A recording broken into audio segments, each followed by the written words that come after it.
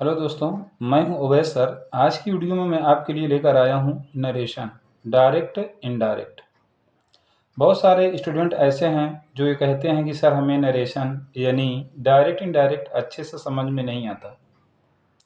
तो मैं ऐसे लोगों को यही एडवाइस करता हूं, सलाह देता हूं कि आप लोग सबसे पहले नरेशन क्या है, नरेशन के बारे में जानें। डायरेक्ट से इनडायरेक्ट बनाने के जो रूल्स हैं वो लर्न करें, तब जाके आपको फिर डायरेक्ट इनडायरेक्ट अच्छे से समझ में आने लगेगा। देखिए दोस्तों, डायरेक्ट से इनडायरेक्ट जब हम बनाते हैं तो पहले हम ये देखते हैं कि डायरेक्ट में कितने भाग होते हैं। ठीक है, जैसा कि आप देख रहे हैं, पहला डायरेक्ट मैं आपके लिए दिया हूँ। डायरेक्ट है हमारा, लिखा हुआ ही said to me I go to college. ठीक, तो दोस्तों ये जो डायरेक्ट दिया गया ही said to me I go to college, अगर मैं बात यहाँ पे करूँ कि इस डायरेक्ट के कितने भाग हैं, तो आप यही कहोगे ना कि सर इसके दो भाग हैं, ही सेड टू मी और फिर आई गो टू कॉलेज, दो भाग हैं। तो जो पहला भाग होता है ये रिपोर्टिंग वर्ब होता है। क्या होता है? रिपोर्टिंग वर्ब, जिसमें सेड या सेड टू लगा होता है। ध्यान दें आप लोग, जिसमें सेड या सेड टू लगा होता है ये हमारा रिपोर्टिंग वर्ब होता है। और जिसमें हमारा वक्ता, जो स्पीकर यानी ही, ये स्पीकर है, इसको स्पीकर बोलते हैं।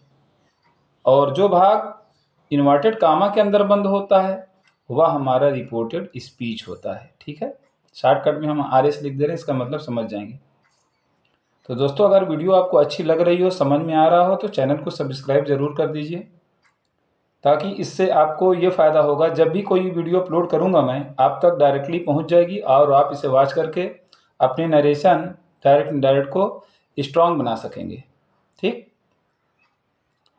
तो जैसा कि ये डायरेक्ट आपका है, he said to me I go to college, मैंने आपको ये बता दिया कि रिपोर्टिंग वर्ब क्या होता है, रिपोर्टेड स्पीच क्या होता है।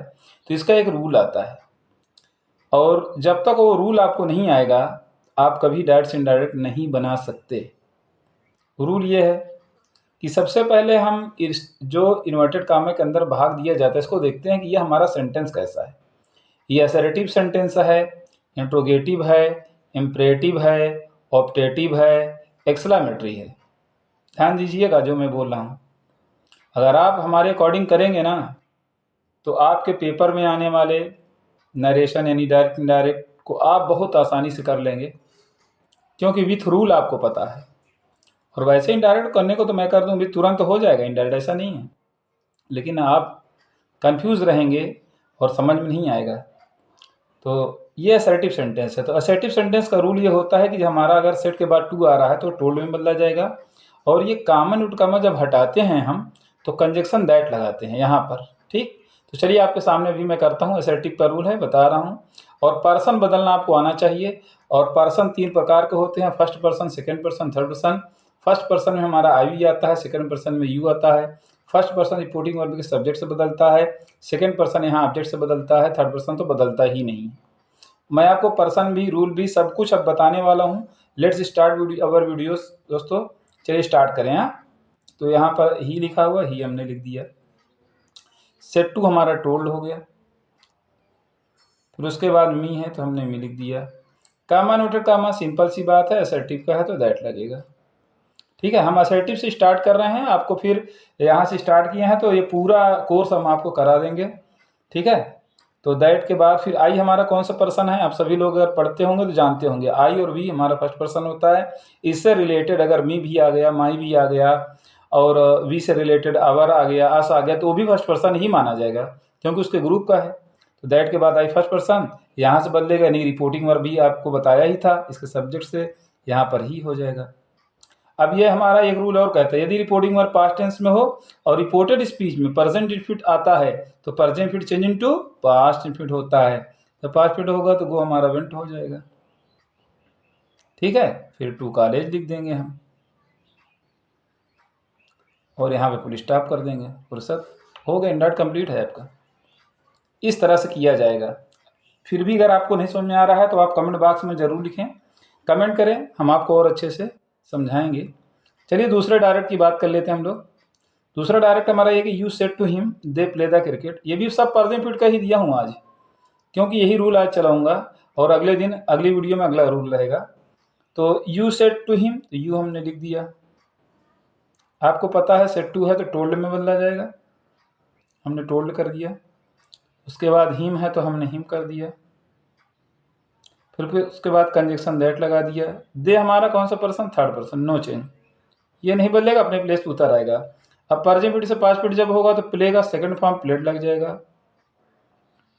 फिर उसके बाद द क्रिकेट है तो द क्रिकेट आप इसको लिख दीजिए। कोई डाउट? कोई नहीं डाउट होगा, अगर है तो कमेंट जरूर करें। डायरेक्ट तीसरा डायरेक्ट हमारा यह है कि दे सेड टू अस, उन्होंने हमसे कहा, क्या कहा, वी टीच यू, हम तुम्हें पढ़ाते हैं। प्रेजेंट ये भी हो गया। तो चलिए इसका एंड करते हैं। तो दे है, हमने दे लिख दिया। दे लिखने के बाद सेड टू हमारा टोल्ड हो गया। टोल्ड के बाद हमने अस कर दिया। कंजक्शन दैट लगा दिया हमने।